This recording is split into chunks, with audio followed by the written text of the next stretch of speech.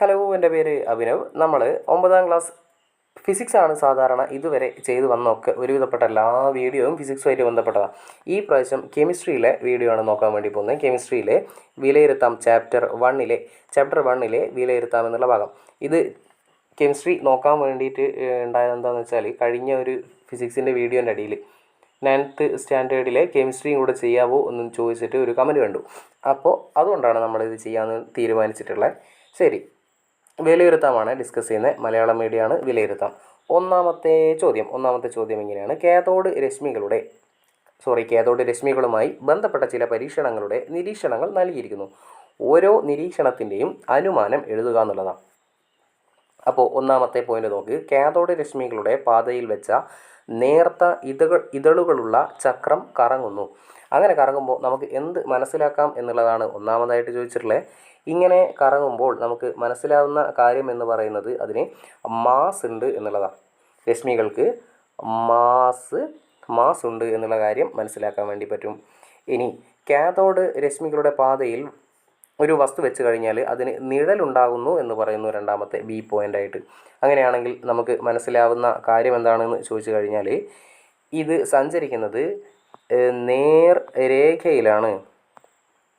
നേർരേഖയിലാണ് സഞ്ചരിക്കുന്നത് എന്ന് പറയാം. ഇനി നോക്ക്, സി പാർട്ട് നോക്ക്. കാഥോഡ് രശ്മികളുടെ പാതയ്ക്ക് ലംബമായി ഒരു വൈദ്യുത മണ്ഡലം പ്രയോഗിക്കുമ്പോൾ, നല്ല പോയിൻ്റാണ്. കാഥോഡ് രശ്മികളുടെ പാതയ്ക്ക് ലംബമായി ഒരു വൈദ്യുത മണ്ഡലം പ്രയോഗിക്കുമ്പോൾ അത് പോസിറ്റീവ് പ്ലേറ്റിന് അടുത്തേക്ക് വ്യതിചലിക്കുന്നു. പോസിറ്റീവിൻ്റെ അടുത്തേക്ക് പോകണം എന്നുണ്ടെങ്കിൽ, പോസിറ്റീവ് ഒരു ചാർജ് അല്ലേ, അപ്പോൾ പോസിറ്റീവിൻ്റെ അടുത്തേക്ക് പോകണം എന്നുണ്ടെങ്കിൽ അതിന് നെഗറ്റീവ് ചാർജ് ഉണ്ടാവണം എന്ന് വേണം മനസ്സിലാക്കാൻ. പോസിറ്റീവിൻ്റെ അടുത്തേക്ക് പോവുക, പോസിറ്റീവിൻ്റെ അടുത്തേക്ക് ആകർഷിക്കപ്പെട്ട് പോകുന്നത് ഉറപ്പായിട്ടും നെഗറ്റീവ് ആയിരിക്കും ആകർഷിക്കപ്പെട്ട് പോകുന്നത്. അപ്പോൾ മനസ്സിലാവുന്ന കാര്യം ഇത്രയേ ഉള്ളൂ. മൂപ്പരിക്ക് ചാർജ് ഉണ്ട്, കാഥോഡ് രശ്മികൾക്ക് ചാർജ് ഉണ്ട്. ആ ചാർജ് ഏതാണെന്ന് ചോദിച്ചാൽ നെഗറ്റീവാണ്. നെഗറ്റീവ് ചാർജ് ഉണ്ട് എന്ന് മനസ്സിലാക്കാൻ വേണ്ടി പറ്റും. ശരി, അടുത്ത ഭാഗം നോക്കാം. രണ്ടാമത്തെ ചോദ്യം. ഒരു ആറ്റത്തിൻ്റെ അറ്റോമിക് നമ്പർ 16, അതുപോലെ മാസ് നമ്പർ 32മാണ്. ഈ ആറ്റത്തിൽ എത്ര ഇലക്ട്രോൺ, പ്രോട്ടോൺ, ന്യൂട്രോണുകൾ അടങ്ങിയിരിക്കുന്നു? ഈ ആറ്റത്തിൻ്റെ ഇലക്ട്രോൺ വിന്യാസം എഴുതുക. ഇതിൻ്റെ ഓർബിറ്റൽ ഇലക്ട്രോൺ വിന്യാസം ചിത്രീകരിക്കുക. വലിയ ചോദ്യമാണ് എന്നുള്ള കാര്യം നോക്കണ്ട, സിമ്പിളായിട്ടുള്ള ചോദ്യം. ഇവിടെ തന്നിരിക്കുന്ന സൂചകങ്ങൾ നമുക്ക് ആദ്യം ഒന്ന് പരിശോധിക്കാം. അറ്റോമിക നമ്പർ തന്നിട്ടുണ്ട് 16. അറ്റോമിക നമ്പർ 16 ആണ് എന്ന് പറയുന്നതിൻ്റെ അർത്ഥം ഇതിൽ 16 പ്രോട്ടോൺ ഉണ്ട് എന്നുള്ളതാണ്. പ്രോട്ടോണിൻ്റെ എണ്ണമാണ് നമ്മൾ അറ്റോമിക നമ്പറായിട്ട് പരിഗണിക്കുന്നത് അല്ലേ. അപ്പോൾ പ്രോട്ടോണിൻ്റെ എണ്ണം, നമ്പർ ഓഫ് പ്രോട്ടോൺ സമം എന്ത് പറയാം? 16. പ്രോട്ടോൺ 16 ഉണ്ടെങ്കിൽ ഇലക്ട്രോണും 16 ഉണ്ട് എന്ന് പറയാം. ഇവിടെ ചാർജിൻ്റെ കാര്യമൊന്നും വേറെ പറയാത്തത് കൊണ്ട് ഇലക്ട്രോണുകളും 16 എണ്ണം ഉണ്ട് എന്ന് നമുക്ക് മനസ്സിലാക്കാം. അങ്ങനെയാണെങ്കിൽ ന്യൂട്രോൺ എത്ര ഉണ്ട് എന്നുള്ളത് കണ്ടുപിടിക്കണം. സത്യം പറഞ്ഞാൽ ഈ പ്രോട്ടോണിൻ്റെ എണ്ണവും ന്യൂട്രോണിൻ്റെ എണ്ണവും കൂടെ കൂട്ടുന്നതിനെയാണ് നമ്മൾ മാസ് നമ്പർ എന്ന് വിളിക്കുന്നത് അല്ലേ. മാസ് നമ്പർ എന്ന് പറയുന്നത് പ്രോട്ടോണിൻ്റെ എണ്ണവും ന്യൂട്രോണിൻ്റെ എണ്ണവും കൂടെ കൂട്ടുന്നതാണ്. ഇനി ഈ മാസ് നമ്പർ ഇവിടെ തന്നിട്ടുണ്ട്. മാസ് നമ്പർ 32 എന്ന് അവർ പറയുന്നുണ്ട്. Mass number 32. പിന്നെയോ പ്രോട്ടോണിൻ്റെ എണ്ണം നമുക്കിവിടെ കിട്ടി 16. അപ്പോൾ പ്രോട്ടോണിൻ്റെ എണ്ണത്തിൻ്റെ ഭാഗത്ത് നമുക്ക് 16 എന്ന് എഴുതാം. അപ്പോൾ 32 സമം 16 പ്ലസ് എന്തോ ഒരു സാധനം. ഇതാണ് നമുക്ക് കണ്ടുപിടിക്കേണ്ടത് അല്ലേ. എന്നാണ് നമുക്ക് കണ്ടുപിടിക്കേണ്ടത്. ശരി, 36 സമം 16 പ്ലസ് എന്ന് നീട്ടി ഇങ്ങനെ സമവാക്യത്തിലേക്കൊക്കെ ആക്കിയിട്ട് കോംപ്ലിക്കേറ്റഡ് ആക്കേണ്ട ആവശ്യമൊന്നും ഇല്ല ശരിക്കും പറഞ്ഞാൽ. പക്ഷേ നമ്മളൊരു രീതിക്ക് ചെയ്യുന്നതേ ഉള്ളൂ. അപ്പോൾ ഇനി n സമം 32 മൈനസ് 16 എന്ന് എഴുതാം. അതായത് 32 16 കുറച്ചാൽ 16 തന്നെയാണ് വരിക. അപ്പോൾ നമ്മുടെ ആൻസർ നമ്പർ ഓഫ് ന്യൂട്രോണുകളുടെ എണ്ണം 16 എന്ന് കിട്ടും. അപ്പോൾ ഇലക്ട്രോണിൻ്റെ എണ്ണം, പ്രോട്ടോണിൻ്റെ എണ്ണം, ന്യൂട്രോണിൻ്റെ എണ്ണം എല്ലാം 16. ആ സാധനം കയ്യിലുണ്ടായിരിക്കണം. ഇനി ബി ക്വസ്റ്റ്യൻ നോക്ക്. ബി ക്വസ്റ്റ്യൻ, ഈ ആറ്റത്തിൻ്റെ ഇലക്ട്രോൺ വിന്യാസം എഴുതുക. അറ്റോമിക് നമ്പർ 16 അല്ലേ. അപ്പോൾ നമ്മളങ്ങനെ ഇലക്ട്രോൺ വിന്യാസം എഴുതി തുടങ്ങുമ്പോൾ കെയിൽ 2 ഫുള്ളാക്കി. മൊത്തം 16 എണ്ണമാണ് ഉള്ളത്. അതിൽ 2 പിന്നെ അടുത്തതിൽ 8, പിന്നെ 8 2 10 ആയില്ലേ. ഇനി എത്ര എണ്ണം കൂടെ വേണം? 6 എണ്ണം. അപ്പോൾ കെ ഷെല്ലിൽ 2 എണ്ണം ഫുള്ളാക്കി, പിന്നെ എൽ ഷെല്ലിൽ 8 എണ്ണം ഫുള്ളാക്കി, ബാക്കിയുള്ള 6 എണ്ണം എം ഷെല്ലിലും കൊടുത്തു. അപ്പോൾ ഈ സാധനം ഒന്നും എഴുതണ്ട, 2 8 6 അങ്ങനെയാണ് നമ്മുടെ ഇലക്ട്രോൺ വിന്യാസം വരുന്നത്. കുഴപ്പമില്ല. ഇനി സി പാർട്ട് നോക്ക്. ഇതിൻ്റെ ഓർബിറ്റ് ഇലക്ട്രോൺ വിന്യാസം ചിത്രീകരിക്കുക. അപ്പോൾ ചിത്രം വരക്കണം. എങ്ങനെ വരയ്ക്കാം? നടുവിലായിട്ട്, ഇപ്പോൾ സ്പേസ് ഇല്ല, ഏറ്റവും നടുവിലായിട്ട് ന്യൂക്ലിയസ് ഉണ്ടാവും. ഒരു പേജ് എടുത്തിട്ട് മാറ്റി വരയ്ക്കാം. ശരി, മധ്യഭാഗത്തായിട്ട് നമ്മൾ ന്യൂക്ലിയസ് അടയാളപ്പെടുത്തുന്നു. ന്യൂക്ലിയസിൻ്റെ അകത്ത് പ്രോട്ടോണുകളും ന്യൂട്രോണുകളും ആണ് ഉള്ളത്. പ്രോട്ടോണിൻ്റെ എണ്ണം 16, ന്യൂട്രോണിൻ്റെ എണ്ണം 16 എന്ന് രേഖപ്പെടുത്തുക. അടുത്തത് ആദ്യത്തെ ഷെല്ല് വരയ്ക്കുന്നു, കെ ഷെല്ലിലെ എത്ര ഇലക്ട്രോണുകളുണ്ട്? നമ്മൾ നേരത്തെ എഴുതി വെച്ചിട്ടുണ്ട്. ഇതിൻ്റെ ഇലക്ട്രോൺ വിന്യാസം വരുന്നത് 2 8 6 എന്നാണ് അല്ലേ. ശരി, കെ ഷെല്ലിൽ 2 ഇലക്ട്രോണുകളാണുള്ളത്. അത് നമ്മൾ അടയാളപ്പെടുത്തുന്നു, 1 2 എന്ന് അടയാളപ്പെടുത്തുന്നു. ഇനി അടുത്ത ഷെല്ല് എൽ ഷെല്ലിൽ നോക്കൂ, 8 ഇലക്ട്രോണുകളാണുള്ളത്. അത് ഓരോ ഭാഗത്തായിട്ട് അടയാളപ്പെടുത്തി കൊടുക്കാം. 1 ഇവിടെ, 2 3 4 5 6 7 8 പൂക്കളിട്ട പോലെ ഉണ്ട്, കുഴപ്പമില്ല. ഇനി അവസാനത്തെ ഷെല്ല് എം ഷെല്ലിനകത്ത് എത്ര ഇലക്ട്രോണുകളാണുള്ളത്? 6 എണ്ണമാണ് ഉള്ളത്. അപ്പോൾ 1 2 3 4 5 6. ഞാൻ ഈ ക്രോസ് വരച്ചതിന് പകരം നിങ്ങൾ ബബിൾ ചെയ്ത് കറുപ്പിച്ചിങ്ങനെ വട്ടം വരച്ചാൽ മതി കേട്ടോ, അതാണ് നല്ല. ശരി, ഈ രീതിയിലാണ് നമ്മുടെ ചിത്രം, അല്ലെങ്കിൽ എന്താ പറയുക, ചിത്രീകരിച്ച് കഴിഞ്ഞാൽ ഷെൽ ഇലക്ട്രോൺ വിന്യാസം ചിത്രീകരിച്ച് കഴിഞ്ഞാൽ ഇങ്ങനെയാണ് വരിക. നമുക്ക് അങ്ങനെയാണെങ്കിൽ അടുത്ത ചോദ്യത്തിലേക്ക്, മൂന്നാമത്തെ ചോദ്യത്തിലേക്ക് പോകാം. മൂന്നാമത്തെ ചോദ്യം പറയുന്നത് ഇങ്ങനെയാണ്: ഒരു ആറ്റത്തിലെ KLM എന്നീ ഷെല്ലുകളിൽ ഇലക്ട്രോണുകളുണ്ട്. കുഴപ്പമില്ല, ഇലക്ട്രോണുകൾ ഉണ്ടായിക്കോട്ടെ, പ്രയാസമൊന്നുമില്ല. ഈ ഷെല്ലുകളിൽ ഏറ്റവും ഊർജ്ജം കൂടിയ ഷെല്ല് ഏതാണ്? ഇങ്ങനെ ക്വസ്റ്റ്യൻ കിട്ടുമ്പോൾ ഊർജ്ജം കൂടിയതാണോ കുറഞ്ഞതാണോ എന്നൊക്കെ ജസ്റ്റ് വേണമെങ്കിൽ ഒരു റൗണ്ട് ഇട്ട് വെച്ചേക്കാം. ക്വസ്റ്റ്യൻ പേപ്പറിൽ വരഞ്ഞിടരുത്, എന്നാലും മാറിപ്പോകരുത്. കൂടിയതാണോ കുറഞ്ഞതാണോ എന്നുള്ളത് മാറിപ്പോകാതിരിക്കാൻ വേണ്ടിയിട്ടാണ്. കൂടിയതിൻ്റെ മുകളിൽ വേണമെങ്കിൽ ഒന്നങ്ങ് വരഞ്ഞ് വെച്ചേക്കാം. അപ്പോൾ ഈ ഷെല്ലുകളിൽ ഏറ്റവും ഊർജ്ജം കൂടിയ ഷെല്ല് ഏതാണ്? അതുപോലെ എം ഷെല്ലിൽ 3 ഇലക്ട്രോണുകൾ മാത്രമേ ഉള്ളൂ എങ്കിൽ ഈ ആറ്റത്തിൻ്റെ അറ്റോമിക നമ്പർ എഴുതുക. അടുത്തത്, ഈ ആറ്റത്തിലെ ഇലക്ട്രോണുകളുടെ എണ്ണം എത്രയാണ്? അല്ലേ. ലാസ്റ്റ് നോക്ക്, ഈ ആറ്റത്തിൻ്റെ ന്യൂക്ലിയസിൽ 16 ന്യൂട്രോണുകളാണ് ഉള്ളതെങ്കിൽ അതിൻ്റെ മാസ് നമ്പർ എത്രയാണ്? സിമ്പിളായിട്ടുള്ള ക്വസ്റ്റ്യനാണ്. ക്വസ്റ്റ്യൻ്റെ നേരത്തെ പറഞ്ഞ പോലെ ക്വസ്റ്റ്യൻ്റെ എന്താ പറയുക, ലെങ്ത് കണ്ടിട്ടുള്ളത് നോക്കണ്ട. ABC എന്ന് പറഞ്ഞിട്ട് 1 മാർക്കിന് കൊടുക്കുന്ന ക്വസ്റ്റ്യൻസ് അല്ലേ. ശരി, KLM എന്ന് പറഞ്ഞിട്ട് 3 ഷെല്ലുകളുണ്ടെന്ന് പറയുന്നത്. ഇതിൽ ഏറ്റവും ഊർജ്ജം കൂടിയ ഷെല്ല് ഏതാണെന്ന് ചോദിച്ചു കഴിഞ്ഞാൽ അത് KLM അല്ലേ ഉള്ളത്. അതിൽ ഏറ്റവും ഊർജ്ജം കൂടിയ ഷെല്ല് M ആയിരിക്കും. കാരണം നമ്മൾ ചിത്രം വരയ്ക്കുമ്പോൾ ന്യൂക്ലിയസ് ആണെന്ന് വിചാരിക്കും. ന്യൂക്ലിയസ് വരച്ച് അതിൻ്റെ പുറത്ത് KLM ഇങ്ങനെയല്ലേ വരയ്ക്കാം, M അല്ലേ. അപ്പോൾ ന്യൂക്ലിയസിൽ നിന്ന് ഏറ്റവും ദൂരെ സ്ഥിതി ചെയ്യുന്നത്, ഇവിടെ ഉള്ളതിൽ ഏറ്റവും ദൂരെ സ്ഥിതി ചെയ്യുന്നത് ഈ M ഷെല്ലാണ്. അപ്പോൾ നമുക്ക് പറയാം M ഷെല്ലിനാണ് ഇവിടെ ഊർജം ഏറ്റവും കൂടുതൽ ഇവിടെ കേട്ടോ. അടുത്ത നോക്ക്, M ഷെല്ലിൽ 3 ഇലക്ട്രോണുകൾ മാത്രമേ ഉള്ളൂ എങ്കിൽ ഈ ആറ്റത്തിൻ്റെ അറ്റോമിക നമ്പർ എഴുതുക. ആകെ തന്ന ക്ലൂ എന്ന് പറയുന്നത് 3 ഷെല്ലേ ഉള്ളൂ, K ഷെല്ല്, L, M, അങ്ങനെ 3 എണ്ണമുള്ള. ഇനി ലാസ്റ്റത്തെ ഷെല്ലിൽ 3 ഇലക്ട്രോണുകളാണ് ഉള്ളതെന്ന് പറയുന്നുണ്ട്. M ഷെല്ലിൽ 3 ഇലക്ട്രോണുകൾ. M ഷെല്ലിൽ 3 എണ്ണം നിറയണം എന്നുണ്ടെങ്കിൽ അതിൻ്റെ മുന്നേ ഉള്ള ഷെല്ലുകളെല്ലാം ഫുള്ളായതിനു ശേഷം മാത്രമേ ഇതിലേക്ക് വരൂ. അതായത് Kയും Lയും ഫുള്ളായതിനു ശേഷം മാത്രമേ M നിറയുള്ളൂ അല്ലേ. അപ്പോൾ Mൽ 3 എണ്ണം വന്ന് നിറഞ്ഞു കിടക്കുന്നുണ്ട്. അപ്പോൾ തൊട്ട് മുന്നേ ഉള്ള L ഷെല്ലിൽ 8 എണ്ണം നിറഞ്ഞിട്ടുണ്ടാവണം. തൊട്ട് മുന്നേ ഉള്ള K ഷെല്ലിൽ 2 എണ്ണം, Kയിൽ മാക്സിമം 2 ഉള്ളൂ, Lൽ മാക്സിമം 8 ഉള്ളൂ അല്ലേ, അത് നിങ്ങൾക്കറിയാം. അപ്പോൾ 2, Kയിൽ 2 നിറഞ്ഞ്, അടുത്ത Lൽ 8 നിറഞ്ഞ്, എന്നിട്ടാണ് എമ്മിൽ 3 എന്നറിയുന്നത്. അപ്പോൾ നമ്മുടെ ഇലക്ട്രോൺ വിന്യാസം എഴുതി കഴിഞ്ഞാൽ 2, 8, 3 എന്ന് വരും. 2, 8, 3. നമ്മളോട് ഇത് എഴുതാനൊന്നുമല്ല ഇപ്പോൾ പറഞ്ഞിട്ടുള്ളത്. നമ്മളോട് പറഞ്ഞത് എന്താ? അറ്റോമിക നമ്പർ കണ്ടുപിടിക്കാനാണ്. അറ്റോമിക നമ്പർ കണ്ടുപിടിക്കുക എന്ന് പറഞ്ഞാൽ ഇത് 3 കൂടെ കൂട്ടുക. 3 കൂടെ കൂട്ടി നോക്ക്.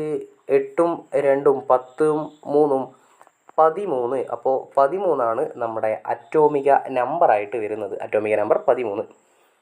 ഇനി അടുത്ത ക്വസ്റ്റ്യൻ എന്ന് പറയുന്നത് ഈ ആറ്റത്തിലെ ഇലക്ട്രോണുകളുടെ എണ്ണം എത്രയാണ്? ഇലക്ട്രോണുകളുടെ എണ്ണം അറ്റോമിക നമ്പർ 13 പറഞ്ഞു. അറ്റോമിക നമ്പർ തന്നെയാണ് നമ്മൾ പ്രോട്ടോണിൻ്റെ നമ്പർ എന്ന് പറയുന്നത്. പ്രോട്ടോണിൻ്റെ നമ്പറും 13. അറ്റോമിക നമ്പർ 13 ആയതുകൊണ്ട് പ്രോട്ടോണിൻ്റെ നമ്പർ 13 എന്ന് പറയാം. പ്രോട്ടോൺ 13 ഉണ്ട്, അതുകൊണ്ട് തന്നെ ഇലക്ട്രോണുകളും 13 തന്നെ ഉണ്ടാവും. ഇലക്ട്രോണുകളും 13 തന്നെ ഉണ്ടാവും. അപ്പോൾ സി ക്വസ്റ്റ്യൻ ആൻസർ എന്താ വരിക? 13 എന്നാണ്. ഈ ആറ്റത്തിൻ്റെ ഡി ക്വസ്റ്റ്യൻ, ഈ ആറ്റത്തിൻ്റെ ന്യൂക്ലിയസിൽ 16 ന്യൂട്രോണുകളാണ് ഉള്ളത് എങ്കിൽ അതിൻ്റെ മാസ് നമ്പർ എത്ര? അപ്പോൾ നമുക്കറിയാം മാസ് നമ്പർ എന്ന് പറയുന്നത്, ഇവിടെ എഴുതട്ടെ, മാസ് നമ്പർ മൊബൈലിൽ എഴുതുന്നതുകൊണ്ടാണ് എഴുത്തിനൊരു വൃത്തിയില്ലാത്ത കേട്ടോ. മാസ് നമ്പർ ഈക്വൽ ടു എന്ന് പറയാം നമ്പർ ഓഫ് പ്രോട്ടോണുകളുടെ എണ്ണവും ന്യൂട്രോണുകളുടെ എണ്ണവും കൂടെ കൂട്ടിയതാണ് മാസ് നമ്പർ.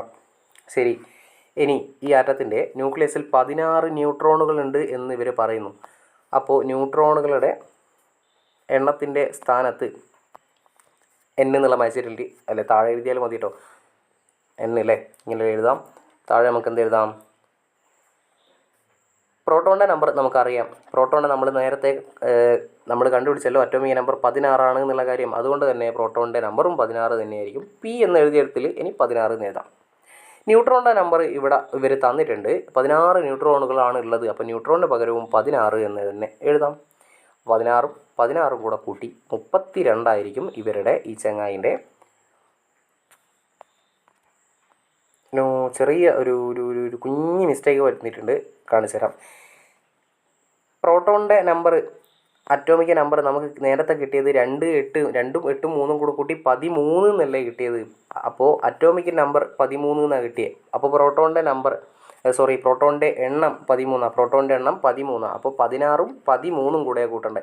നേരത്തെ 16 അതും കൂടെ മിക്സായി പോയത് കേട്ടോ. അപ്പോൾ അറ്റോമിക നമ്പർ 13 ആയതുകൊണ്ട് അറ്റോമിക നമ്പർ 13 ആയതുകൊണ്ട്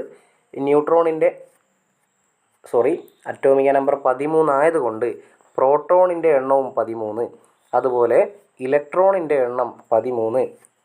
അങ്ങനെയാണെങ്കിൽ ഇവിടെ പ്രോട്ടോൺ എന്ന് എഴുതിയതിന് പകരം 13 എന്ന് എഴുതാം. 13 പ്ലസ് 16 എന്ന് ഇവിടെ തന്നിട്ടുണ്ട്. 13ഉം 16ഉം കൂടെ കൂട്ടി 10ഉം 10ഉം 20, 20ഉം 6ഉം 26ഉം 3ഉം 26ഉം 3ഉം 29. Mass number 29. തെറ്റിപ്പോലെ നേരത്തെ ചെറിയൊരു കൺഫ്യൂഷൻ വന്നിട്ടുണ്ട് എന്ന് തോന്നുന്നു, ശ്രദ്ധിച്ചേക്കണേ. ശരി, മാസ് നമ്പർ കിട്ടിയിട്ടുണ്ട് 29, കുഴപ്പമില്ല. അടുത്ത ഇത് നമ്മുടെ നേരത്തെ ഫിഗറാണ്, പോട്ടെ. അടുത്ത 4ാമത്തെ ചോദ്യം, ഒരു ആറ്റത്തിൻ്റെ ഓർബിറ്റ് ഇലക്ട്രോൺ വിന്യാസം ചിത്രീകരിച്ചിരിക്കുന്നു. ശരി, നമ്മൾ നേരത്തെ ഇത് ചിത്രം വരച്ചെടുക്കുക ചെയ്തത്. ഇപ്പോൾ നമുക്ക് ചിത്രം തന്നിട്ട് അതിനെ മുകളിൽ ക്വസ്റ്റ്യൻ തന്നിട്ട്, അപ്പോൾ തിരിച്ചും മറച്ചും ഒക്കെ ചോദിക്കുന്നുണ്ട് കേട്ടോ. നോക്കിയോ, ഈ ആറ്റത്തിൻ്റെ മാസ് നമ്പർ എത്ര? ഇതിൻ്റെ ഇലക്ട്രോൺ വിന്യാസം എഴുതുക. സിമ്പിളായിട്ടുള്ള ക്വസ്റ്റ്യൻസ് ആയിപ്പോലെ. അപ്പോൾ ചിത്രം തന്നിട്ടുണ്ട്. ചിത്രത്തിൽ നോക്കിക്കഴിഞ്ഞാൽ നമുക്ക് ന്യൂക്ലിയസ് കാണാൻ വേണ്ടി പറ്റും. ന്യൂക്ലിയസ് ഇതിൻ്റെ അകത്ത് പ്രോട്ടോണുകളും ന്യൂട്രോണുകളും ഉണ്ട്. 1ാമത്തെ ചോദ്യം മാസ് നമ്പർ കണ്ടുപിടിക്കാനാണ്. മാസ് നമ്പർ എന്ന് പറയുന്നത് പ്രോട്ടോണിൻ്റെ എണ്ണവും ന്യൂട്രോണിൻ്റെ എണ്ണവും കൂടെ കൂട്ടിയതാണ്. അതായത് 13ഉം 14ഉം കൂടെ കൂട്ടിയതാണ്. 13ഉം 14ഉം ഇവിടെ നിന്ന് കിട്ടിയേ, ഇവിടെ തന്നെ ഉണ്ടല്ലേ. അപ്പോൾ രണ്ടും കൂടെ കൂട്ടിയതാണ്. 13ഉം 14ഉം കൂടെ കൂട്ടിയാൽ 20, 24, 27 എന്ന് വരും. അപ്പോൾ 27 ഈ ചങ്ങായിൻ്റെ മാസ് നമ്പർ എന്ന് പറയുന്നത്. പിന്നെ ഇതിൻ്റെ ഇലക്ട്രോൺ വിന്യാസം എഴുതുക. വളരെ എളുപ്പമുള്ള കാര്യമല്ലേ, ഇലക്ട്രോൺ വിന്യാസം എഴുതുക. ഇലക്ട്രോൺ വിന്യാസം എന്ന് പറയുന്നത് നമുക്ക് ആദ്യം അറ്റോമിക നമ്പർ വേണമല്ലേ. അറ്റോമിക് നമ്പർ, പ്രോട്ടോണിൻ്റെ എണ്ണം നോക്കും, ഇവിടെ 13 പറഞ്ഞിട്ടില്ലേ. പ്രോട്ടോണിൻ്റെ എണ്ണം 13 ആണെങ്കിൽ അറ്റോമിക നമ്പറും 13 ആയിരിക്കും. അപ്പോൾ അറ്റോമിക നമ്പർ കിട്ടിക്കഴിഞ്ഞാൽ നമുക്ക് എഴുതാം 2, 8, 3. കെ ഷെല്ലിൽ 2, എൽ ഷെല്ലിൽ 8, എം ഷെല്ലിൽ 3. അങ്ങനെ 2, 8, 3 എന്നാണ് ഇതിൻ്റെ ഇലക്ട്രോൺ വിന്യാസം വരിക. ഈ സാധനം നേരത്തെ കണ്ട തന്നെയല്ലേ, നേരത്തെ നമ്മൾ ചെയ്ത അതേ സാധനം തന്നെയല്ലേ. ഏകദേശം അറ്റോമിക് നമ്പർ നമ്മൾ എന്താ പറയുക, ഇലക്ട്രോൺ വിന്യാസം എഴുതുമ്പോൾ 2 8 3 തന്നെയാണ് വന്നിട്ടുള്ള, നേരത്തെ വന്നിട്ടുണ്ടായിരുന്നു. വെറുതെ പറഞ്ഞാൽ പോട്ടെ. അടുത്ത ചോദ്യം, ചില മൂലകങ്ങളുടെ പ്രതീകങ്ങൾ തന്നിരിക്കുന്നു. ഓക്കെ, ചില മൂലകങ്ങളുടെ പ്രതീകങ്ങൾ തന്നിരിക്കുന്നു. ജസ്റ്റ് ഒന്ന് നോക്കിയേക്കുക. താഴെ ക്വസ്റ്റ്യനിലേക്ക് പോകുന്നു. ഇവയിൽ നിന്നും ഒരു ജോഡി ഐസോടോപ്പുകൾ തിരഞ്ഞെടുക്കുക. ഒരു ജോഡി ഐസോടോപ്പുകൾ ഇങ്ങനെ കിട്ടി കഴിഞ്ഞാൽ വേണമെങ്കിൽ ഐസോടോപ്പുകൾ, ഐസോബാറായിട്ടൊന്ന് പോകാണ്ട് നിൽക്കാൻ വേണ്ടിയിട്ടാണ് ഐസോടോപ്പുകൾ ജസ്റ്റ് ഒരു വരയിടുക. ഐസോടോപ്പുകൾ തിരഞ്ഞെടുക്കുക. പിന്നെ ഇങ്ങനെ തിരഞ്ഞെടുക്കാനുള്ള കാരണം എഴുതുക. രണ്ടാമത്തെ ക്വസ്റ്റ്യനോ, തന്നിരിക്കുന്ന മൂലകങ്ങളിൽ നിന്നും ഒരു ജോഡി ഐസോബാറുകൾ, കണ്ടോ രണ്ടാമത്തെ ക്വസ്റ്റ്യനിൽ ഐസോബാറുകൾ തിരഞ്ഞെടുക്കുക. അങ്ങനെയാണ് ചോദിച്ചിട്ടുള്ളത്. എളുപ്പമാണ്, നോക്കാം. എല്ലാത്തിനും എളുപ്പമാണെന്ന് പറയുന്നുണ്ടല്ലേ. ശരി, അയച്ചല്ലാത്ത തൽക്കാലം ഒന്ന് അയച്ചു കളയുന്നുണ്ട്. ക്വസ്റ്റ്യൻ പേപ്പർ കിട്ടുമ്പോൾ ചെറുങ്ങനെ ഒന്ന് അത് നോട്ട് ചെയ്യണം. അതിന് വേണ്ടിയിട്ടാണ് എന്താ പറയുക, അണ്ടർലൈൻ ചെയ്ത് വെക്കാനോ പെൻസിലുണ്ടെങ്കിലും ചെറുങ്ങനെ ഒന്ന് അണ്ടർലൈൻ ചെയ്ത് വെച്ചാൽ നല്ലതായിരിക്കും, മാറിപ്പോകാതിരിക്കാൻ വേണ്ടി മാത്രം. ശരി, അപ്പോൾ ആദ്യം കണ്ടുപിടിക്കേണ്ടത് ഐസോടോപ്പുകളെയാണ്. ഐസോടോപ്പുകളെ കണ്ടുപിടിക്കണം. ഐസോടോപ്പ് എന്ന് പറയുന്നത് ഒരേ അറ്റോമിക നമ്പറും വ്യത്യസ്ത മാസ് നമ്പറുള്ള ആളുകളെയാണ് നമ്മൾ ഐസോടോപ്പ് എന്ന് പറയുന്നത്. അപ്പോൾ അറ്റോമിക നമ്പർ എഴുതി വെക്കുക ഈ താഴെ ഭാഗത്തല്ലേ. താഴെയാണ് അറ്റോമിക നമ്പർ. താഴെ ഭാഗത്ത് അറ്റോമിക നമ്പർ ഒരേത് വരുന്ന ഏതെങ്കിലും ഉണ്ടോ എന്ന് നോക്കുക. 12 ആദ്യം വരുന്നത് 12 ഉണ്ടോ? ഇല്ല. അടുത്ത് വരുന്ന 6 വരുന്ന വേറെ ആരെങ്കിലും ഉണ്ടോ? ഉണ്ട്. അപ്പോൾ കാർബണിൻ്റെ C612 പോലെ തന്നെ C614 കൂടെ വരുന്നുണ്ട്. പിന്നെ വേറെ ആരെങ്കിലും ഉണ്ടോ? 7 വരുന്ന ആരെങ്കിലും ഉണ്ടോ? ഇല്ല. 6 വരുന്ന നമ്മളിപ്പം പറഞ്ഞു, 11 വരുന്ന വേറെ ആരുമില്ല. അപ്പോൾ നമുക്കിവരെ മാത്രം വെച്ച് പരിഗണിച്ചിട്ട് ഒരു കാര്യം കൂടി നോക്കണം. ഐസോടോപ്പ് എന്ന് പറഞ്ഞു കഴിഞ്ഞാൽ അറ്റോമിക നമ്പർ സെയിം, ഒരേ അറ്റോമിക നമ്പർ വ്യത്യസ്ത മാസ് നമ്പർ. ഇവിടെ നോക്ക്, അറ്റോമിക നമ്പർ 6 സെയിം ഒരേത്. മാസ് നമ്പർ നോക്കുമ്പോൾ വ്യത്യസ്തമാണ്. മാസ് നമ്പർ വ്യത്യസ്തമാണ്. അറ്റോമിക നമ്പർ ഒരേ അറ്റോമിക നമ്പറും വ്യത്യസ്ത മാസ് നമ്പറും വന്നിട്ടുണ്ട്. അങ്ങനെയാണെങ്കിൽ നമുക്കെന്ത് പറയാം, C612ഉം C614ഉമാണ് ഇവിടെ ഐസോടോപ്പുകളായിട്ടുള്ളത്. അതിൻ്റെ കാരണം എഴുതുക എന്ന് പറഞ്ഞിട്ടുണ്ട്. കാരണമാണ് നമ്മളിപ്പം പറഞ്ഞത്, അറ്റോമിക നമ്പർ ഒരേതാണ്, മാസ് നമ്പർ വ്യത്യാസമാണ്. റെഡി. പിന്നെ കാർബൺ തന്നെയാണ്. കാർബൺ പോട്ടെ. അടുത്ത ചോദ്യം തന്നിരിക്കുന്ന മൂലകങ്ങളിൽ നിന്ന് എന്ത് കണ്ടുപിടിക്കാൻ? ഐസോബാറുകൾ കണ്ടുപിടിക്കുക. ഐസോബാർ എന്ന് പറഞ്ഞു കഴിഞ്ഞാൽ എന്താ സംഗതി? ഇപ്പോൾ പറഞ്ഞതിൻ്റെ നേരെ ഓപ്പോസിറ്റ് വരും. മാസ് നമ്പർ സെയിം ആയിരിക്കണം, ഒരേ മാസ് നമ്പറും വ്യത്യസ്ത അറ്റോമിക നമ്പറും. അപ്പോൾ മേലെ ഭാഗത്തല്ലേ മാസ് നമ്പർ എഴുതുന്നത്, അപ്പം ഒരേ മാസ് നമ്പർ വരുന്ന ആരെങ്കിലും ഉണ്ടോ എന്ന് നോക്കാം. 24 വരുന്ന ആരെങ്കിലും ഉണ്ടോ? 24 വന്നിട്ടുണ്ട്. അപ്പോൾ നമുക്ക് എഴുതാം Mg1224ഉം Na1124 ഉണ്ട്. പിന്നെ വേറെ ആരെങ്കിലും ഉണ്ടോ നോക്കട്ടെ. 12 വരുന്ന ആരെങ്കിലും ഉണ്ടോ? 12 വരുന്ന ആരുമില്ല. 15 വരുന്ന വേറെ ആരുമില്ല. 14 വരുന്ന വേറെ ആരുമില്ല. അപ്പോൾ ഇവിടെ 2 ആളുകൾ നമുക്ക് കിട്ടിയിട്ടുണ്ട്. Mg1224ഉം Na1124ഉം. അറ്റോമിക നമ്പർ വ്യത്യസ്ത, മാസ് നമ്പർ സെയിമാണ്. ഒരേ മാസ് നമ്പറും വ്യത്യസ്ത അറ്റോമിക നമ്പറും ഉള്ളതിനെയാണ് നമ്മൾ ഐസോബാറുകൾ എന്ന് വിളിക്കുന്നത്. അങ്ങനെയാണെങ്കിൽ നമുക്ക് ഈ ജോഡീനെ നമുക്കെന്ത് പറയാം? ഈ ജോഡീനെ നമുക്ക് ഐസോബാറുകളായിട്ട് പരിഗണിക്കാം. ഇനി 1 2 3 ചോദ്യങ്ങളും കൂടെയാണുള്ളത്. അത് നമുക്ക് എന്ത് ചെയ്യാം, അടുത്തൊരു വീഡിയോയിൽ ചെയ്യാം. കാരണം എന്താണെന്ന് വെച്ച് കഴിഞ്ഞാൽ ഇതൊക്കെ പറയുമ്പോഴത്തേക്ക് ഈ ഓരോ ക്വസ്റ്റ്യനും ABC എന്ന് പറഞ്ഞിട്ട് സബ് ക്വസ്റ്റ്യൻ ഉണ്ടല്ലോ. അപ്പോൾ അത്രയും പറയുമ്പോഴത്തേക്ക് വീഡിയോ ഒരുപാട് ലെങ്തായി പോയിട്ട് ഒരു 3/4 മണിക്കൂറിൻ്റെ അടുത്തേക്ക് ലെങ്തായി പോകും. അതിൽ നല്ല മുറിച്ച് ചെയ്യുന്നത്. അപ്പോൾ എന്ത് ചെയ്യാം, അടുത്ത ഒരു ക്ലാസ്സിൽ നമുക്ക് കാണാം. അപ്പോൾ ഫസ്റ്റ് ടൈമാണ് കെമിസ്ട്രീൻ്റെ വീഡിയോ നമ്മൾ ചെയ്യുന്നതല്ലേ. ഫസ്റ്റ് ടൈമാണ്. സ്ഥിരം കാണുന്നവരെ നിങ്ങളുടെ കമൻസൊക്കെ ഞാൻ കാണുന്നുണ്ട്. വളരെ സന്തോഷം. ശരി, അങ്ങനെ ഒരു കമൻറ്റിൻ്റെ അകത്തു നിന്നാണ് ഞാൻ കണ്ടത് കെമിസ്ട്രിയും കൂടെ എടുക്കാൻ പറ്റുമെന്നുള്ളത്, കെമിസ്ട്രിയും കൂടെ പറയുമെന്നുള്ളത്. അങ്ങനെയാണ് നമ്മൾ കെമിസ്ട്രിയും കൂടെ പറഞ്ഞിട്ടുള്ളത്. സംഗതി ഓക്കെയാണ്, പറയുന്നത് മനസ്സിലാവുന്നുണ്ട് എന്നുണ്ടെങ്കിൽ എന്ത് ചെയ്യാം, ജസ്റ്റ് ഒന്ന് ലൈക്ക് ചെയ്താൽ വളരെ സന്തോഷമായിരിക്കും. അതുപോലെ ആവശ്യമുള്ള കുട്ടികളിലേക്ക് അല്ലെങ്കിൽ ഫ്രണ്ട്സിലേക്കൊന്ന് ഷെയർ ചെയ്ത് കൊടുക്കാം കേട്ടോ. അപ്പോൾ അടുത്തൊരു വീഡിയോയിൽ കാണാം. അതുവരെ താങ്ക് യു.